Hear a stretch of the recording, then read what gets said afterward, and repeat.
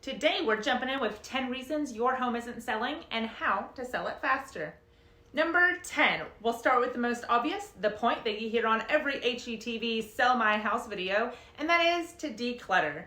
If you have lots of precious items in your home, I get it. Sometimes stuff is more than just stuff, am I right? There's memories attached to things, and we like to be surrounded by the things that make us happy. But hey, the truth of the matter is, you're not trying to make the place cozy for you. Buyers need to imagine themselves in a home, and if you can't see more than a 1x1 piece of the floor because you're using guest room to store grandma's antique furniture, that is a problem. And it'll hinder the marketability of your home. As hard as it is, a nicely staged blank canvas is the way to go. Number 9 is maintenance issues. As we live in a home, we get busy with our lives and things on the to-do list gets pushed further and further to the bottom. As a busy mom, wife, and business owner, I totally understand this. When I've spent the day helping a client to stage their home or working on a renovation project, I am whooped by the time I get home, and I don't want to spend my night off touching off caulk around my bathtub. But when you're trying to sell your home, you better get the honey-do list wrapped up, because when your buyers tour your home, they are nitpicking. They assume that the cracked outlet plate, the scuffs on the wall, crayons on the trim of the kids' room, torn carpet from the cat, whatever it might be, they think, man, if they didn't take care of that, what about the problems I can't see? And if they're working with an agent like me, with construction experience, oh bud, you're in big trouble. They're gonna make a lower offer up front and they're gonna haggle with you in negotiations. So just take care of those minor maintenance issues. Note, this does not mean remodeling the kitchen, but that's an entire video on its own. Number 8, now this subject kind of goes along with maintenance issues, and that is curb appeal. That's because it's not just a maintenance issue, but it's the first thing a potential buyer sees. As you and I both know, first impressions matter. If a buyer doesn't feel welcome when they take the first steps out of the car, it is going to be very difficult for them to have an open mind moving forward. Don't stress. This can be super simple to fix and often just means hauling off the bike your kid hasn't ridden in 3 years and adding a $5 bag of mulch to the flower bed. Now, I can understand there is 2 types of people out there. Either you're exhausted by the idea of all of this, or you want to remodel the whole house. If you'd like my professional opinion on which way you should go, check out the link in my bio. I will hold your hand, sweet friend. We're in this together.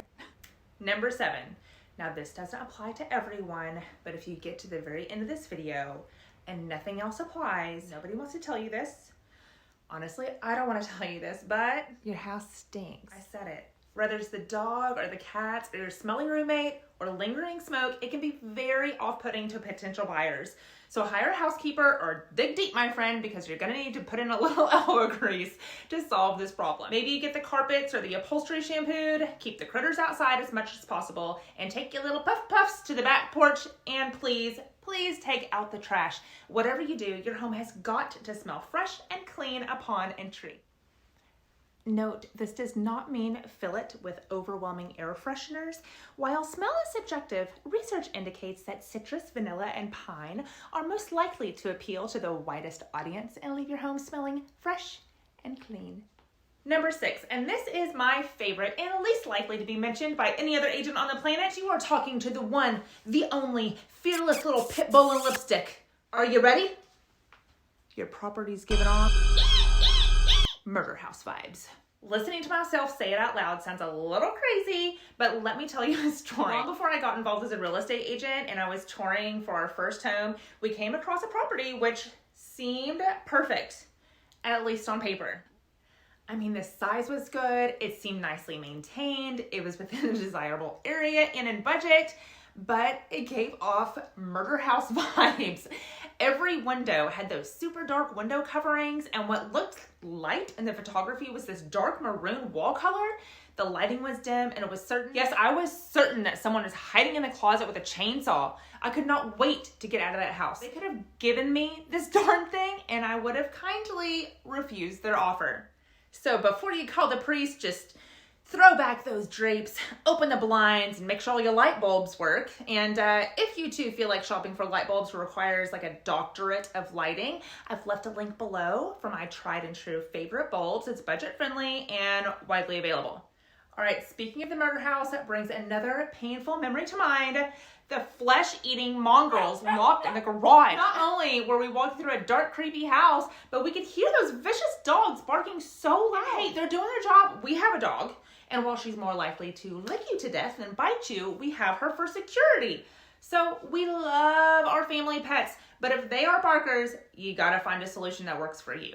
Perhaps they could stay in the neighbor's yard during showings, or they have a favorite treat that will keep them entertained and distracted.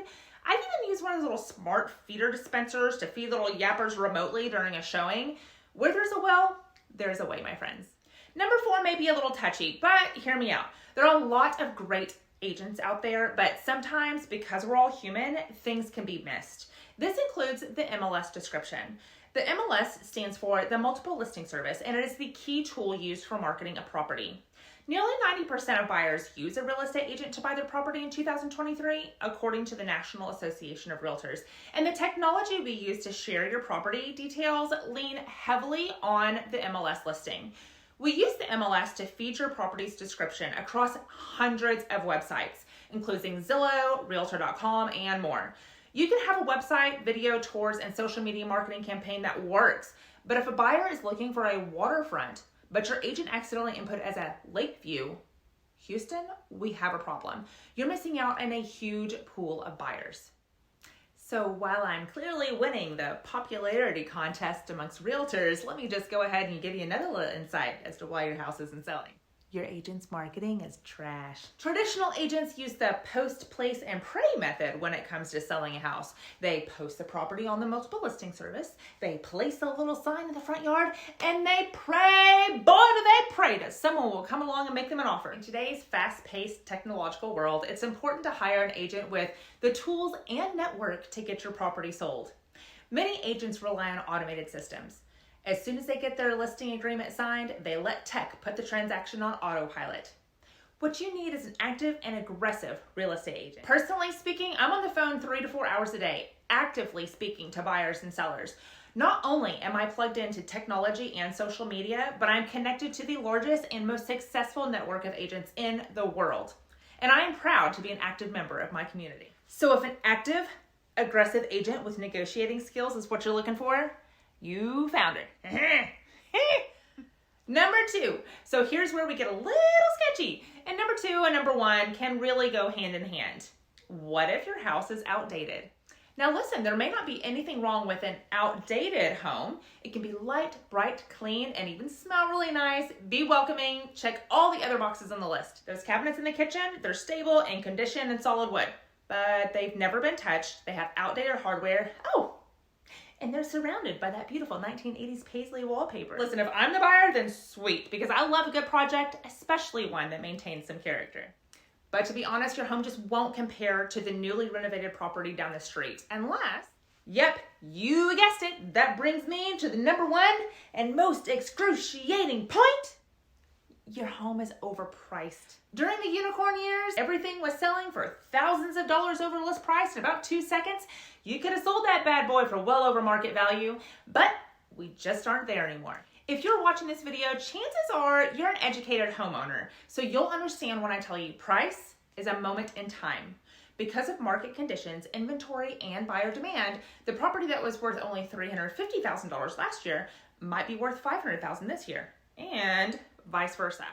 I don't set the price, you don't set the price.